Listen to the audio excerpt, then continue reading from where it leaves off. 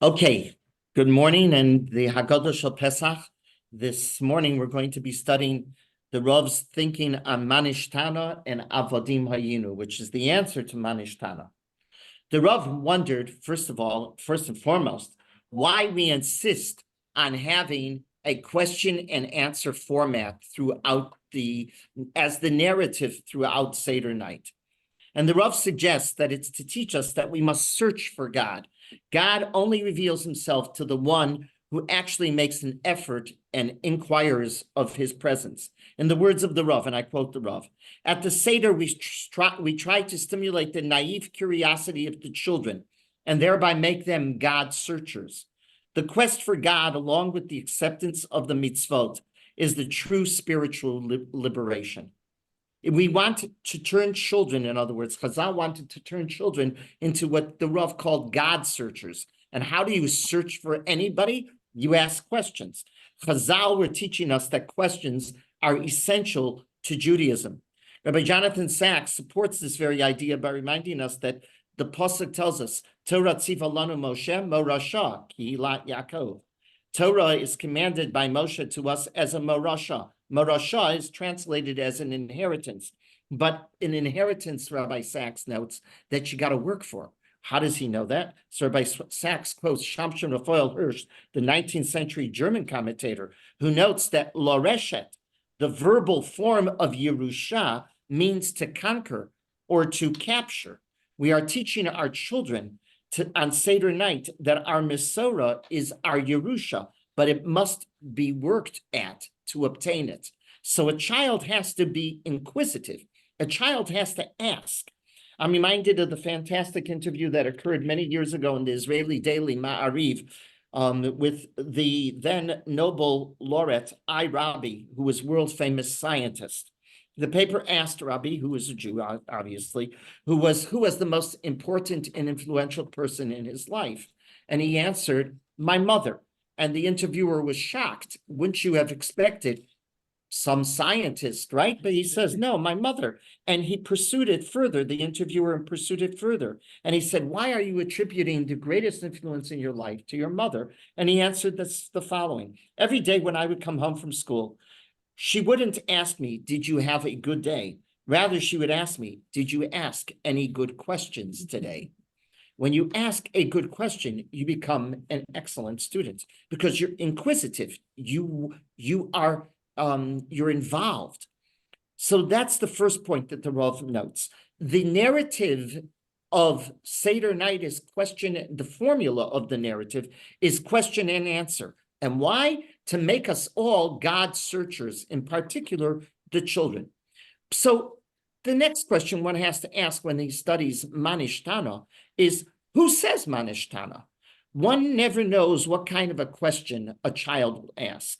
We never know what's going to come out of the mouth of babes. Seder is not a time to coach the child so his parents will hear a well-planned text. That's not what Seder should be. When our girls were growing up, I forbade them from coming to the Seder with their notebooks that they had produced at the different schools. In those days, I think it was Yavna. Every school produces these wonderful notebooks. And the kids, and I said, if you want to show me a project that you did, I want to see. But I don't want you to read your notebook to me. That's not Seder. Seder is not for the child coming in all coached, all ready.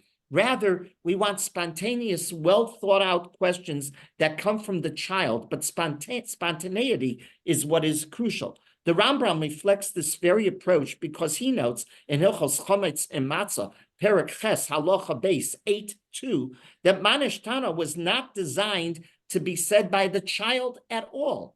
The Rambam doesn't feel the child is the one who's saying Manishtana. It's too difficult to text for a child to really ask. Rather, the Baal HaSeder, according to the Rambam, is the one who should recite Manishtana. The Rav Soloveitchik felt that since we no longer have the practice of just one person saying the whole Haggadah, we all say it together, then everybody at the Seder should say Manishtana, but not the child. It's not the moment that we're supposed to be waiting for for the child to get up on the chair and tell us all about Manish Tana because he's memorized it and he doesn't even know what he's really saying. The proof that these questions are not for the child is the fact that they address halachic issues of the night that the child is yet to see. The child at this juncture at the beginning of the Seder, we haven't eaten matzah, we haven't eaten moror, so how can the child ask questions about that? It makes no sense. Manish Tana, in other words, becomes, crucial word, a model for the child to emulate. After seeing his or her parents ask profound questions, what is the child learning? The child is learning to emulate the parent and stimulate his or her curiosity, and they should follow suit and ask questions as well. Rabbi Sachs, interestingly, suggests that the evolution of Manish Tana into a collective text that all children, no matter where you are, seem to study and seem to produce is an important development, he suggests. It equalized the playing field for all children, giving each child an opportunity to participate. My words, no child was left behind, was the theme of the Seder, according to Rabbi Sachs, in the true sense of the word, of what no child left behind really means. So he thought that it evolved for a good reason. It gave children all equal participation. Rabbi Sachs even suggests that the four statements of Manish Tana can be associated with the four sons that we're going to recite a few minutes later in the Haggadah. The wise child, he says, focuses on the matzah, which on the one hand is a bread of affliction, and on the other hand, it is the symbol of freedom. How can a bread of affliction turn into a symbol of freedom? Only a wise child can have a sense for that nuance. That's why he says the wise child is the matzah. The morah, he suggests, is the rasha, because the rasha is always bitter. He can't see any sweetness when it comes to Judaism. The simple child, he says, is reflected in the dipping, which he says is only there, as we pointed out last week, because it's to stimulate the child to ask questions. And finally, the child who does not know how to ask focuses on reclining, he suggests. This is a little stretched, I think, but he suggests instead of the child focusing on the discussion, he's distracted and he looks at the people, right? So he suggests, they're reclining. That's why he's asking us reclining. It's, in other words, an ADHD child, right? Who's not able to focus. That's the simple child. That's ADHD. We have a new term for it in society today, but we gave it in the Haggadah as called the child who doesn't know how to ask. So, okay, this is an interesting homiletical idea by Rabbi Sachs, but bottom line, the Rav is pointing out, based on the Rambam, that Manish Tana is not a text that you're supposed to parrot. Manish Tana is supposed to stimulate the theory and the purpose of the evening, that it is a question and answer evening. What does the words Manish Tana really mean? What does the word ma mean? How many questions do we really have in Manish Tana?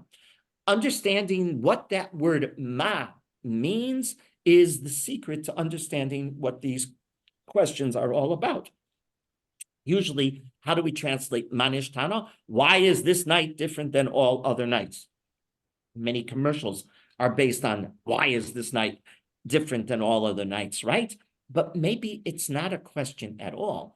Manish Tana may very well be an affirmative statement, and it would translate as how different is this night from all other nights? It doesn't mean why is this different? It's how different is this? In other words, a statement and an affirmation. This would be compared to the pasuk in Bereshis that you're all very familiar with, Chof Ches Yud Zayin 28:17, where Yaakov has the dream of the ladder reaching into the heaven, right? It's based on ground and it reaches into the heaven. And when he wakes up, what does he say? Ma nora hamakom hazeh. Is he saying, why is this place so awesome? Or is he saying, how awesome is this place? He's saying, how awesome. It's an affirmation. Mano rahamakom hazeh. Manishtana is not a question. Manishtana is an affirmation. If we understand ma, not as a question of why, but as a statement of how different is this night, the Rav compared it to the declaration that many Hasidim say before they make a bracha. They say, in particular, on Seder night, they say, Hinini muchon umezuman. It's in many of your Haggadahs. Hinini muchon umezuman. What is Hinini muchon umezuman? It's an affirmation. I'm ready to perform this mitzvah. Let me focus. If this is correct, we now can understand Manishtana in its true sense. The Rav noted that the Rambam in Hilchos Chametz Umatzah, Perek Zayin, Halacha Aleph 7:1, links the commandment in Shemot. Shemot, Perek Yud Gimel, Pasuk Gimel 13:3, states the following: Zachor es hayom hazeh asher yatza'asam mimitzrayim. Zachor, what does that mean?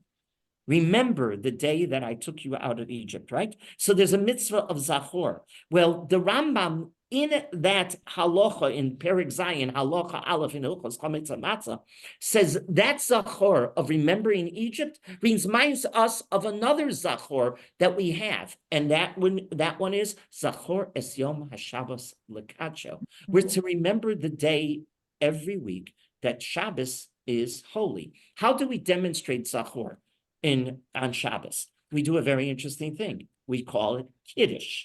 Kiddush is our manifestation of remembering. But what does Kiddush do? Does Kiddush ask a question? No. Kiddush is an affirmation. What is it affirming?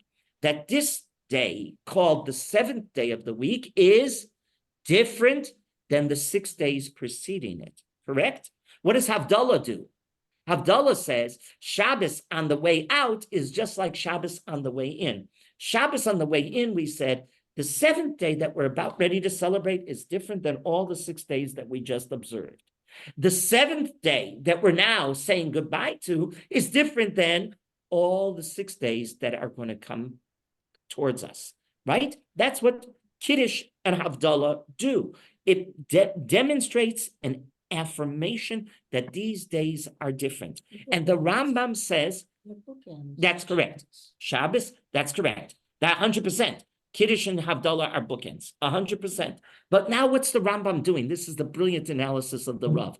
What's the Rambam doing by saying Zachor and Zachor? Zachor, we have to remember Pesach, and Zachor reminds us, the Shabbos will tell us, the Shabbos of Zachor will reflect on the Zachor of Pesach.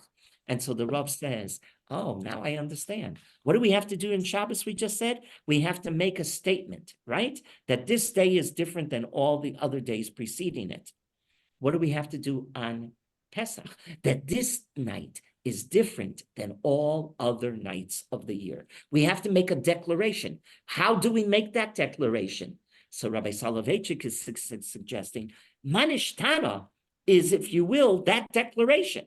Because what is it demonstrating? It's demonstrating how specifically in 4 statements we have halachot that are unique to this night that we don't do any other night, right?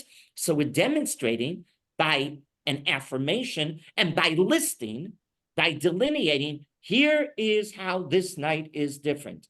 How is it different? Matzah, maror, dipping, and telling the story, right? Okay, yes.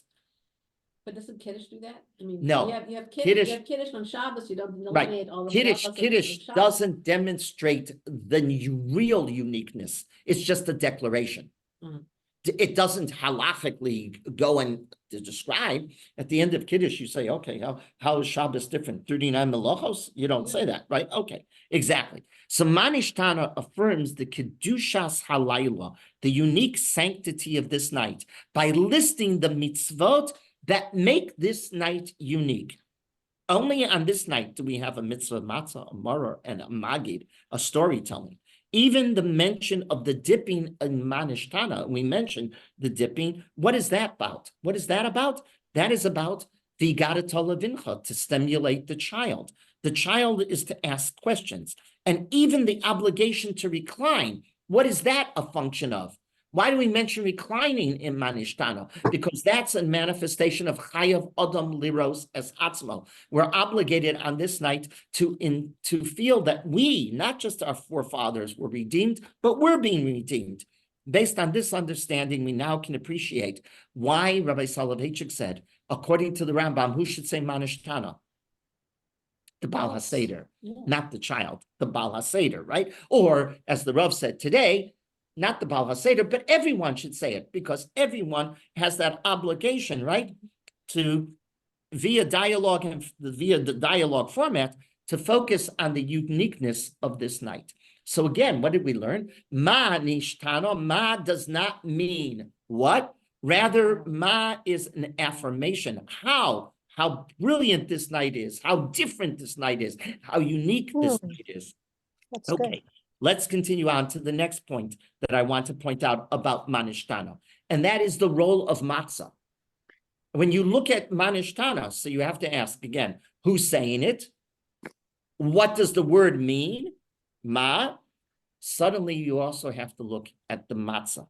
The Rav noted that the Gemara in Pesachim 115b, Kluf Tesvav Amid Beis, instructs us to remove the Seder plate. I don't know if you pay attention to this, but or to cover the matzos, remove the Seder plate. People do all different kinds of things, right? But they do something at their table. It's a prop. And you remove the Seder plate. What is the Seder plate supposed to have, according to most poskim? The matzos on it. The matzos and the Seder plate are supposed to be one and the same, connected.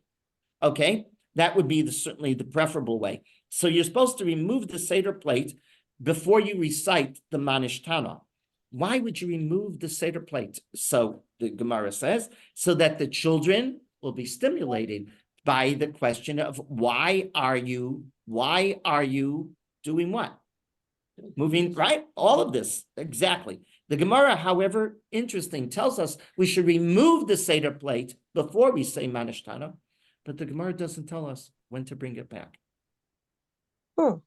Interesting, right? The Gemara does not tell us when to bring back the Seder plate. And that led to a fascinating machlokes argument between Tosfos and the Rambam. Tosfos says, you bring it back as soon as Manishtana is over. Bring it back. The Tosfos understood that you need the main prop of the evening, right? The Rambam disagrees. The Rambam says it stays off the Seder table until you get towards that's correct. Rabban Gamliel Omer, you have to say three things. Pesach, Matzah, Umara. The Rambam says, then you bring it back. What is the machlokes? I just told you but what is the thinking? What motivates Tosfos to say, bring it back right away, and the Rambam to wait? So the Rav, brilliantly, in his analysis, suggests that there is a very important argument between Tosfos and the Rambam, deciding what's going on at our Seder. Tosfos views the matzah. What's the role of the matzah? It is the main prop that encourages the discussion. It is the prop that was the lechem oni, the bread of affliction, yet it evolved into the symbol of freedom. So, okay, how am I going to be able to discuss that? I'll have the prop there, and that will stimulate my whole discussion of Magid, how we went from affliction to freedom. Got it. It makes a lot of sense. And not only that, he says, Chazal say, what does lechem oni mean? Lechem, don't read it as bread of affliction. Rather, read it as lechem she'onin alav devarim harbe. The bread that stimulates quite a bit of a discussion. In other words, matzah stimulates the discussion of Yetziat Mitzrayim, and therefore, matzah has to be where, according to Tosfos? Right there on the table. The Rambam disagreed. What was the Rambam's thinking? That you waited until you said Rabban Gamliel. The Rambam says, what did you do with the matzah? You broke it, didn't you? And you put away the bigger piece because you're worried that their poor person doesn't know where their food is going to be tomorrow. So he puts the bigger piece, and he only eats a little piece. By the way, the Rambam claims on Seder night, we do not have lechem mishnah. We don't have two. What's lechem mishnah? Lechem mishnah is two solid, good pieces or two rolls. Usually it's rolls, right? Here, and they can't be broken. They can't be broken. You don't slice it until you have to make the bracha. Here, it's broken on purpose. You don't have. But there are two left. Yeah. Our minig is to have because of Korach, but the Rambam did not have three. The Rambam had two, and he broke the second. So now, when he says matzah, motzi matzah, how many does he have? 1.5. Why? Why does he have 1.5? He says because it's the poor man's bread. A poor man's bread is broken. A poor man puts the bigger piece away because he's worried about tomorrow. It's a prusa. It's a little piece, if you will. So according to the Rambam, what our custom? Originally, there was not 3 months. No, according to the Rambam. The Rambam, at his Seder, you can't ignore the Rambam. The Rambam was the most important medieval posek. Whatever the Rambam says, you got to pay attention to. Certainly in the Soloveitchik school, right? They always looked at a Rambam because they felt the Rambam was the greatest of all of the Rishonim. So if that's so, what do you do? According to the Rambam sees matzah not as a prop, but rather as an ethical statement. What is matzah supposed to do on Pesach night? It's supposed to remind us of holach ma'anya, that we got to worry about the poor. The matzah is an ethical statement. It's an ethical lesson. And what are we saying? Nobody should be alone. Nobody should be left without food. That's what we started the Seder with. Interestingly, what is the first mitzvah of Hilchos Pesach? We pointed out, Ma'os Chitim. You have, before you start cleaning your house, what are you supposed to do? I just gave a check now to the office. Here's my Ma'os Chitim. I almost forgot to take care of Ma'os Chitim for me and for Ruchama. Ma'os Chitim is the most important and first mitzvah of Seder night. For the Rambam, the matzah on Seder night reminds us how we became a community of chesed, a concerned community. And this all started in Egypt.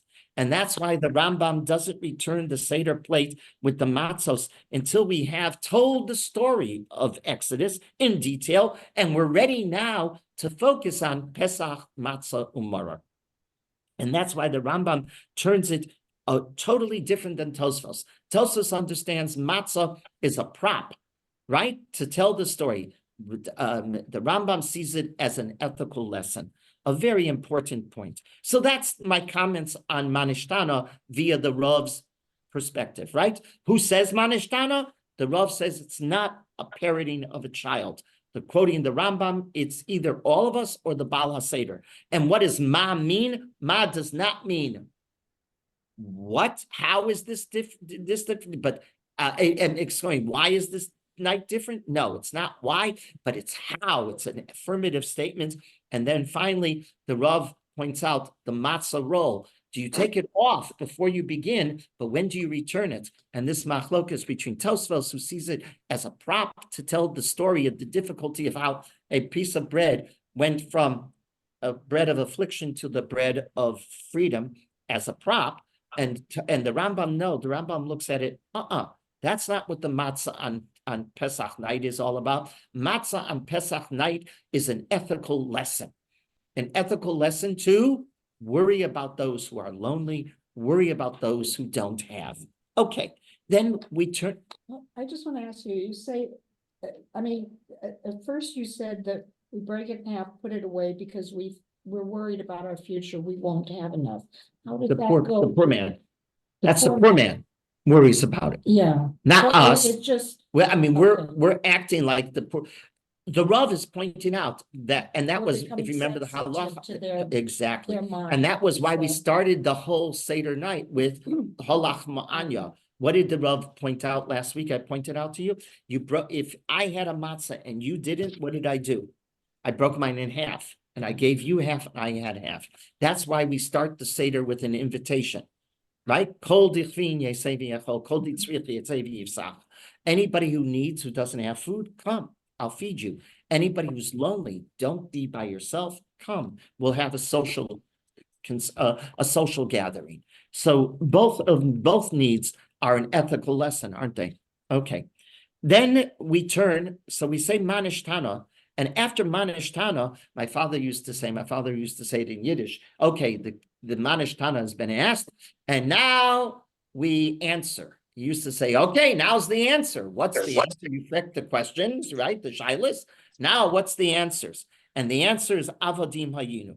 This is the answer. Well, the answer comes from Avodim Hayinu Lefaro b'Mitzrayim, is straight out of a pasuk in Devarim, Perek Vav, pasuk Chaf Aleph, 621, and it's what we identify as the wise son's question. Avodim Hayinu is the answer the Torah gives to the wise, to the Chacham. That's the pasuk that the Haggadah is going to refer to as the answer given to the wise son. But why would we turn to the wise son to answer the Manish Tana? Why don't we turn to any of the other sons? We have 4 sons, don't we? We have the Rasha, we have the Tum, the Sheno Yodei Alishal. Why only the Chacham? I think there's a pragmatic lesson here, an educational lesson. In education, where should the teacher focus? At the bottom of the rung or at the top of the rung? In other words, should the teacher stimulate the class to be challenged enough that they have what to aspire to, or should we dumb it down? Do we dumb down everything? The Haggadah is telling us we don't dumb down the discussion at all. Just the opposite. We elevate the discussion as much as possible. We don't go to the lowest rung. We go to the highest rung. The reason Avodim Hayinu is the initial answer that we give, right? It's just beginning, because what happens after Avodim Hayinu? We're going to now tell the whole story, right? Avodim Hayinu is, Rabbi Soloveitchik says, is a typical response to a person who is saved from a terrible crisis, a terrible accident. Let's say you were in a terrible accident. And what is the first thing you do? You tell your loved ones, I'm okay. How much do you tell them? You don't tell them much initially. What do you tell them? I'm okay. I was in an accident. Don't worry. The car's totaled, but I came out unscathed, right? Nobody got hurt. That's what you tell initially. Then when you get home, what do? You tell all the details. I turned right and I didn't see, and this person plowed in. He was going 50 miles in the 20-mile zone. And then you start telling all of the details, right? But you don't tell the details initially. What do you tell initially? A very brief synopsis of what happened. I'm okay. Everything's fine. That is what Avodim Hayinu is. It's the initial okay. It's just the initial statement. Right. Why is it the answer to the Chacham? It is. Those are the psukim that when we come with the 4 sons, there are 4 psukim that talk about talking to your child. And the pasuk that Chazal say is an allusion to the wise one is in Perek Vav in Devarim. And Avodim Hayinu is given as he will ask you, and you will tell him Avodim Hayinu. That's the answer for the Chacham. But that's not in the Haggadah, right? No, right. Right. But That's excuse me, Rabbi, but the Chacham should have known it. Why do you need to talk to him? no, he doesn't know. A bright child is asking a lot of questions, right? Correct? He's stimulated to asking questions. Okay. Let's continue on. So the Rav dissects the words of Avodim Hayinu. If you take a look in your Haggadahs, even if you don't have an Haggadah, it's fine too. Avodim Hayinu lefaro b'Mitzrayim. And he dissects 6 comments about Avodim Hayinu and that which follows Avodim Hayinu. And he says, it's teaching us 6 crucial laws. It starts, V'ilu lo hotzi HaKadosh Baruch Hu. And if God hadn't redeemed us then, what would happen? As I was saying to him, if God didn't, what would have happened to us? We would still be there to this very day. If he hadn't redeemed us, we would have still been. So these words, V'ilu lo hotzi HaKadosh Baruch Hu, teaches us that each of us must internalize the experience as a personal experience, the Chayav Adam Liros concept. We are stating, that this didn't just happen to our forefathers, but it had impact to all of us, correct? That's lesson 1. Then we say, Va'afilu kulanu chachamim, even if we are the wisest scholars in the world, what do we have tonight? I may very well know all of the halachos and all of the story and everything. As the Rambam calls it, I might be a chacham gadol. What's a chacham gadol? Oh, outstanding scholar. I know it all. I've gone through this all my life. I spent my entire year studying it. What happens on this night? Even the chacham gadol on this night joins every Jew, and he or she is obligated, again, like every Jew, to retell the story. That's point number 2. Point number 3, then we, at the end, we say, V'chol hamarbe, and anybody who extends and elaborates on this story, this teaches us that the mitzvah of Tzipur Yetziat Mitzrayim has no bounds. That's lesson number 3. It has no bounds. Tell me the beginning and the end. It has no bounds. V'chol hamarbe, whoever increases the discussion, he is the meshubach. He is the praised one. Number 4, the Rav points out, the passage that's coming after Avodim Hayinu, that the rabbis were up all night in Bnei Brak and studying, right? That comes right after Avodim Hayinu. What's that teaching us? That the mitzvah tonight is mitzvah that goes beyond midnight. Even though Rabbi Elazar ben Azariah said that the Korban Pesach must be finished by Chatzot Halayla. This is telling us the discussion goes beyond even Chatzot Halayla. Okay, number 5, the passage of the 4 sons teaches us that we must tailor-make our Siddurim for the people around the table. If they're brilliant scholars, you talk at one level. If they're children, you talk at a different level. You talk according to each child according to his or her ability. We must stimulate each child, like I said before, no child left behind. And number 6, the Rav points out, all learned from Avodim Hayinu and that which immediately follows it. We tell the story of Exodus when matzah and maror are in front of us. They must be there. They must be, those props must be on the table, and it must be, in other words, it can't be done earlier in the evening. It has to be done only after tzeis. Those are the lessons halachically that Rav Soloveitchik says we can learn from Avodim Hayinu and the few passages that immediately follow. Now, the Rav points out, read carefully the words, and the Rav, there's an echo? Okay. And the Rav says the following. What? I'm sorry, why is there an echo? I'm not sure. Okay. Avodim Hayinu lefano b'Mitzrayim. The Rav taught us that these words. Somebody has to speak. Would everyone please mute? I think that will help it. Okay, very good. Okay, Avodim Hayinu lefaro b'Mitzrayim. The Rav taught that these words have to be analyzed very carefully because they entail 2 lessons that are very important. Avodim Hayinu lefaro b'Mitzrayim. We were slaves to Pharaoh in Mitzrayim. There's a difference of, the Rav points out, it says, Avodim Hayinu lefaro. We were slaves to Pharaoh versus Avdei Paro Hayinu. The Torah does not say Avdei Paro Hayinu. We were Paro's slaves.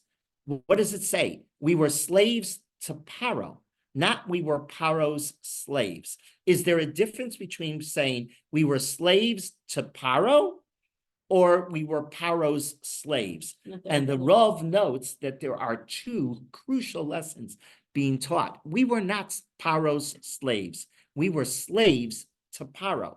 There's a major difference. What is the difference when I say we were slaves to Paro and not Paro's slaves? First of all, the Torah never says Avdei Paro Hayinu. We were Paro's slaves. Paro's Egyptian slaves were, by the way, called Avdei Paro. Take a look, for example, in Bereshit, Perek Nun, Pasuk Zayin, in 57, in Bereshit, or Shemot 10:7, or Shemot 11:3. The slaves, the Egyptians, were called Avdei Paro. For them, their servitude defined their total identity. That's who they were. They were Paro slaves. What was their identity? They were slaves. We, however, are not defined by being Paro slaves. If we were, we would have lost our hope for freedom, and we would have never been freed. We never became Paro slaves. That was not our identity. Whose slaves were we? And whose slaves are we? We're Avdei Hashem. Yes, we are. We have a master, only one master. It's not a human master. It's Hashem. Our identity is defined not as slaves of a man, not as slaves of a fellow person. Our slaves are extrinsic, not intrinsic to whom we are. That's why the avodim hayinu, it's a brilliant analysis. When you answer your child, you tell them what? Avodim hayinu. We were slaves because we were captured and we were taken in slaves. We were slaves, but that's not who we are. We're Avdei Hashem. Number 2, the Rav says, that's lesson 1. There's another lesson here. Why does the Torah say Avodim hayinu lefaro b'mitzrayim, in Egypt? Really? Does it make a matter where we were slaves? We were slaves. Clearly, it does. Avodim hayinu lefaro b'mitzrayim is teaching us a second lesson. There are 2 types of slavery, or Soloveitchik points out. There's a slavery of an individual master and his slave. And then there is a slavery of the state and its citizens. Can you give me an example of a state making people its slaves? Sure.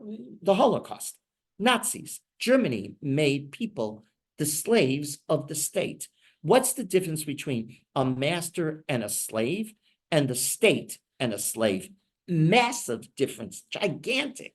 The servitude, if I have a personal relationship, means there's a human element to the relationship. If I'm a slave of another human being, a slave might even attain a position of tremendous power and influence with another human being. The best example is Yosef in Potiphar's house. He was the slave of Potiphar, but yet he became the most respected and trusted person in Potiphar's house, right? But then there's the state-owned slave. It's in such a situation, the slave simply is the property of the state. The government owns you. There's no personal human relationship. This is a cruel relationship. It's a cold day in, day out reality. That is exactly what happened during the Holocaust, and it's exactly what's happening here. And that, the Rav says, we see from the words, Avodim hayinu lefaro b'mitzrayim. We were in Egypt, Pharaoh's slaves. By the Torah telling us that we were slaves to Paro in Egypt, it's telling us we were slaves of the state. Paro is not an individual. Paro means what? It's a title, president. I don't even know his name. Even his name, his real name, is not taught to us. Even the personality of the king was erased. What's important? The state, Germany, Egypt, that's what's important.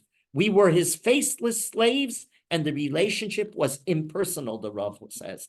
We were faceless slaves, and his identity was erased as well. This, by definition, is a cruel relationship. Again, the Rav is pointing out, parsing these words out brilliantly.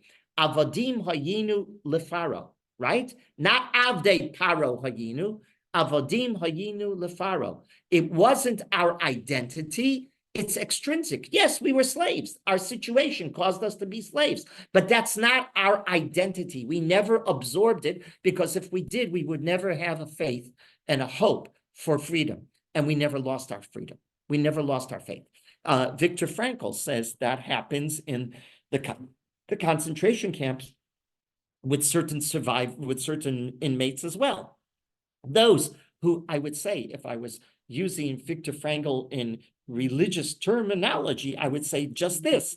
For Viktor Frankl, if you were Avadim Hayinu le-Nazis, okay, but Germany, you were able to survive psychologically. But if you became Avdei Nazis, by Germany, then no, then you lost all hope for any future, correct? It's a brilliant analysis of Rabbi Soloveitchik. And number two, the state first, yes, that's correct. You're a worker, that's correct. You're a slave, that's correct. But that's not who you are. That was lesson one. And lesson two is this situation, we did not have personal relationships. How do we know that, by the way, from the story from the Torah? The Torah tells us the Jew being beaten up by when Moshe sees, right? What's happening? It's not a personal, it's just the state beating you up. It's the state constantly beating you up. Okay, point number 3 or 4, whatever it is, in Avodim Hayinu, the Rav notes, if you take a look, remember where I told you, Avodim Hayinu lefaro b'Mitzrayim, ve'yotzeinu Hashem.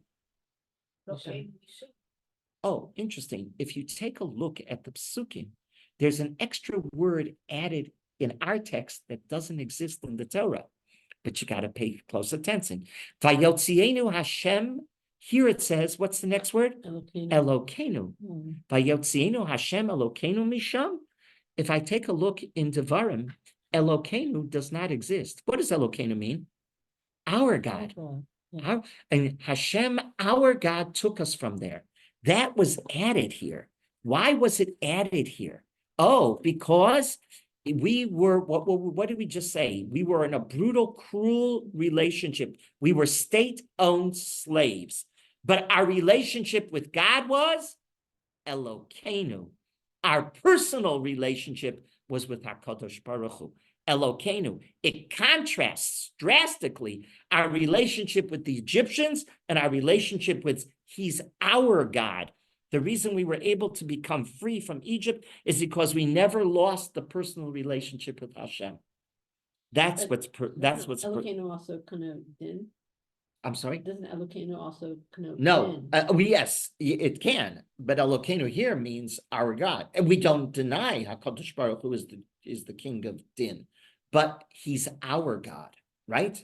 He's our God. Okay, every day you have that relationship, you have a hope for a future.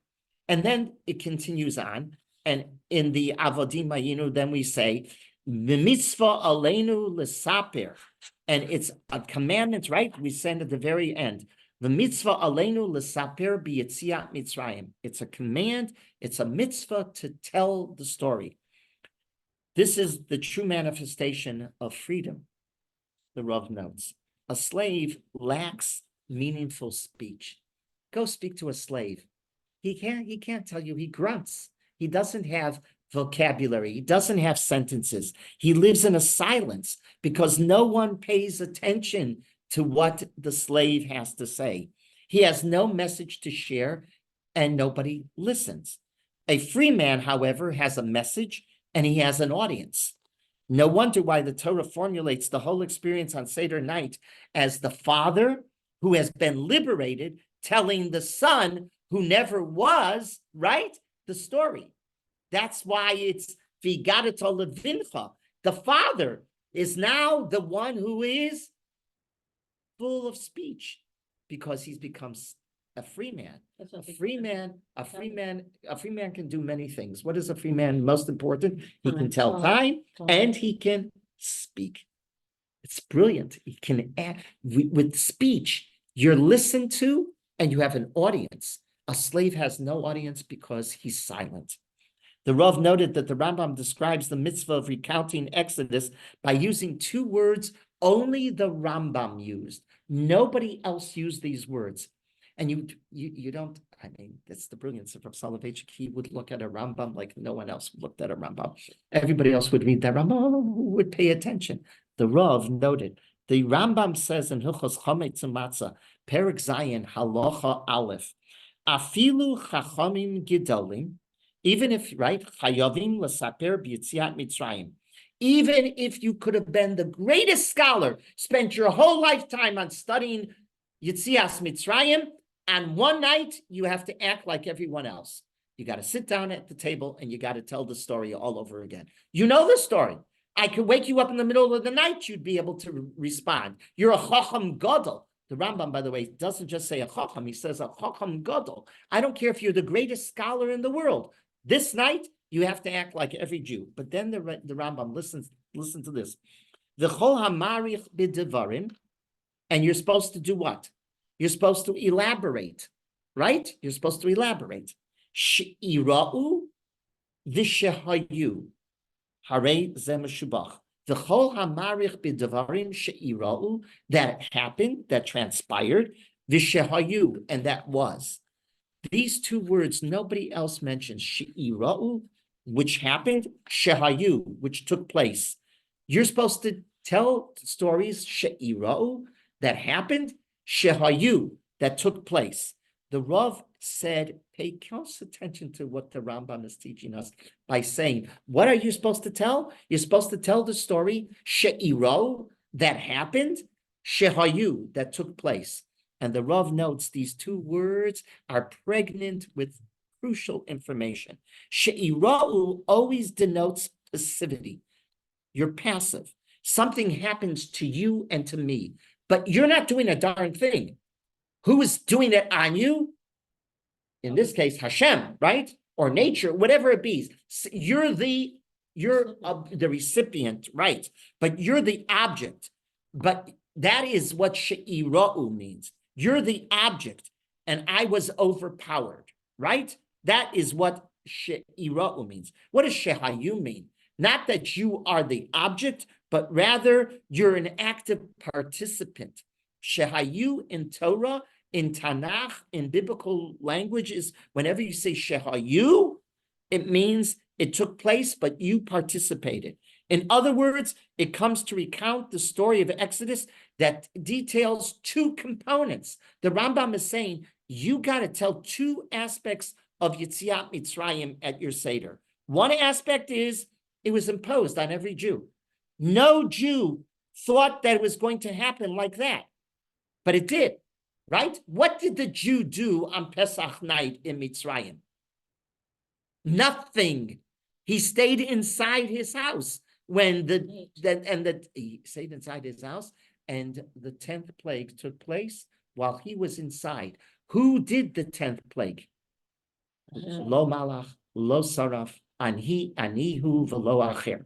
Lesson 1. You talk about that which overpowered you. You had no participation in it. Sometimes Geula comes and you're not even ready for it. And it just comes, right? And then there's another aspect of it. When it comes to physical enslavement and redemption, the Jew is completely inactive. The redemption happened to the Jew who did not expect it to come immediately. That's true. That is ira'u. But there is a spiritual redemption as well. And spiritual redemption is totally different. That's shehayu. What's shehayu mean? You participate. This has a long history. It goes back to our foundation when we started our religion, back to Avram. The Jew on his own has chosen God. What did we talk about at the very beginning of this year? Why does it have to be question and answer format? Why is the discussion format for Seder night question and answer? What do we say? The Jew is supposed to be the searching Jew, right? The Jew who searches for God.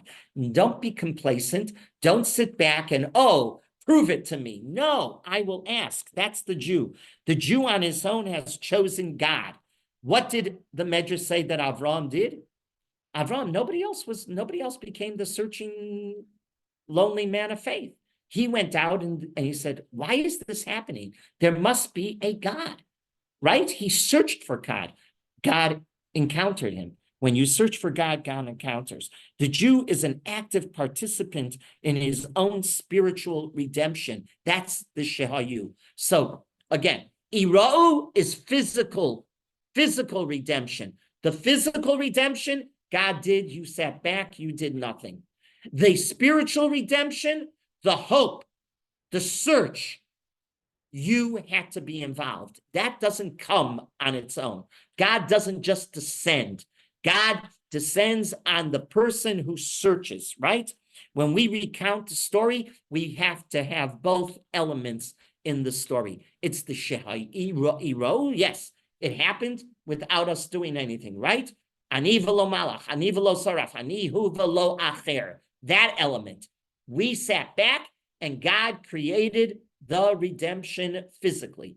The Shehayu is when we personally go out spiritually and do what? Search for the Almighty. And that's those two elements are the answer that we have to share to those around our Seder. According to the Rambam, it's not enough to say one of them. You have to say both of them, right? You have to say the Irou and the Shehayu. It's a brilliant analysis of a Rambam. Nobody else pays attention to that. Yeah, the Rav notes it, that there are two components of the story. That which happened physically to us, that God just did. He saved us.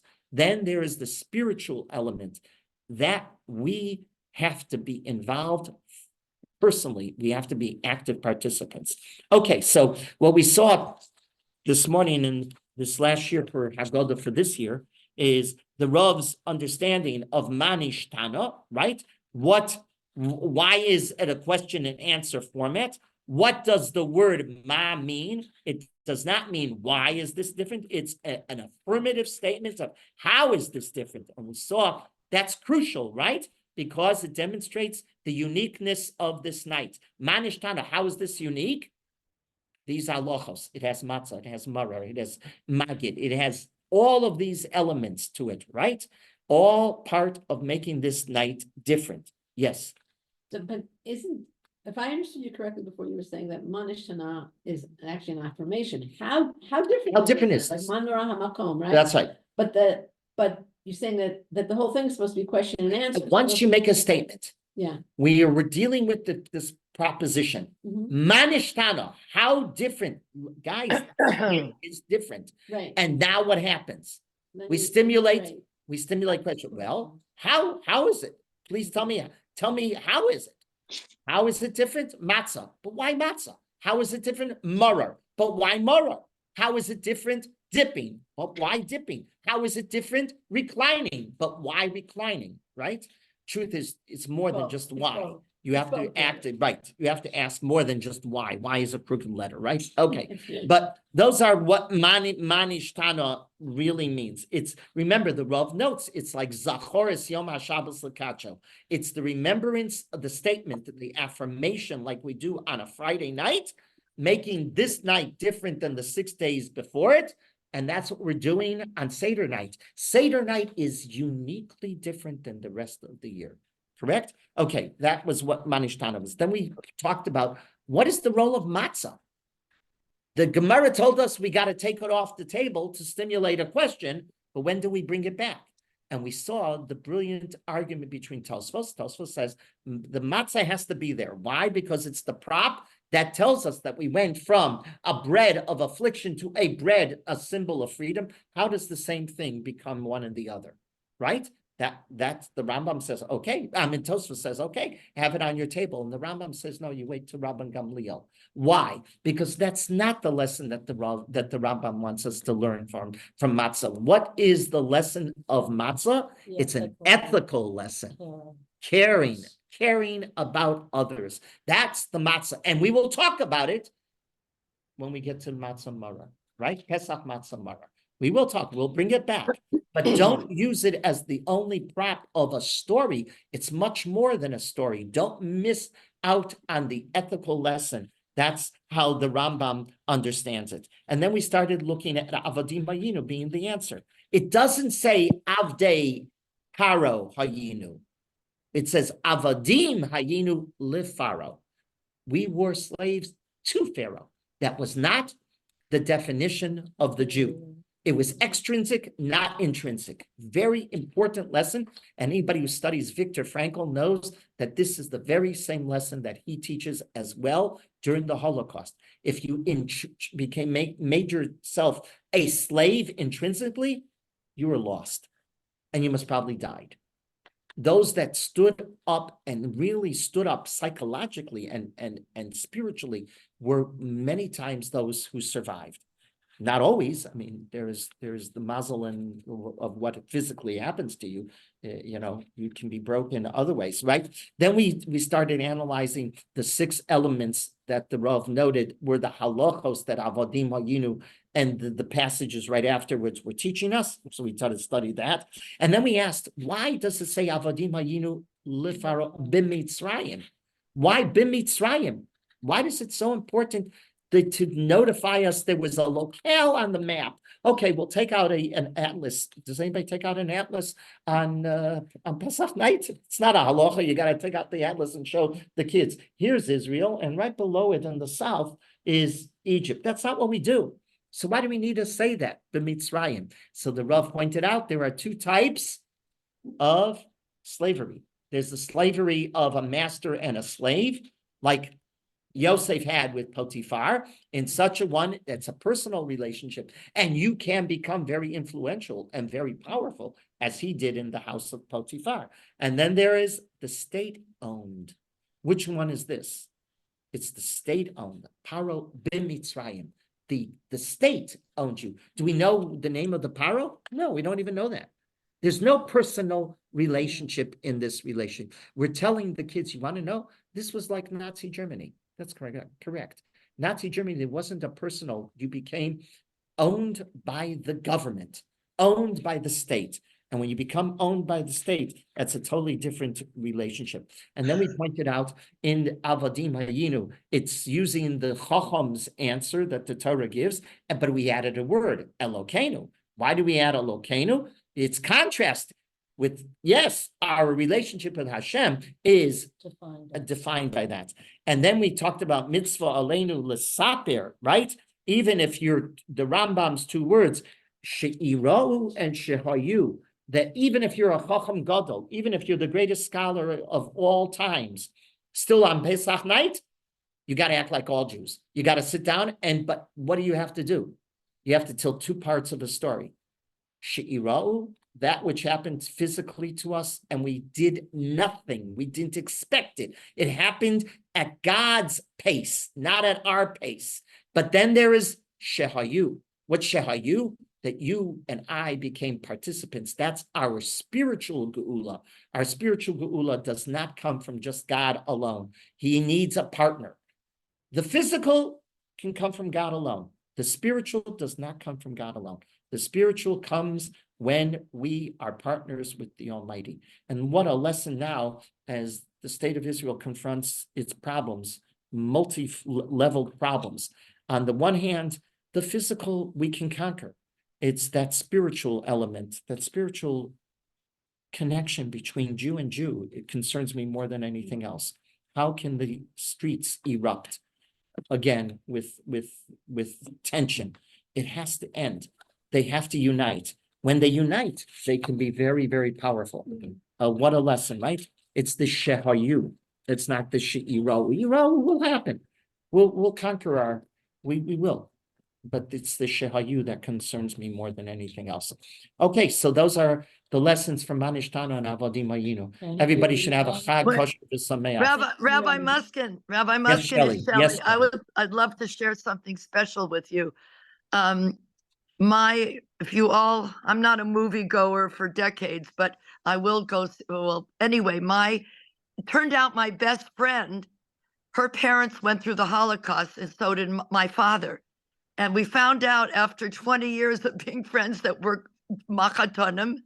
And her daughter, my best friend, her name is Tova. Her daughter is Kate Cohen. You could look for her. She is in the midst of making the biography of Viktor Frankl. She just came back. Yeah, I read about this. Yes, from Vienna. Yes. Yeah. Right. So Wonderful. I'm yeah. Wonderful. Okay. And yeah, Yes, you know what? I'm positive it's listening. Her parents and my daddy and the Shemayim are smiling down. Okay.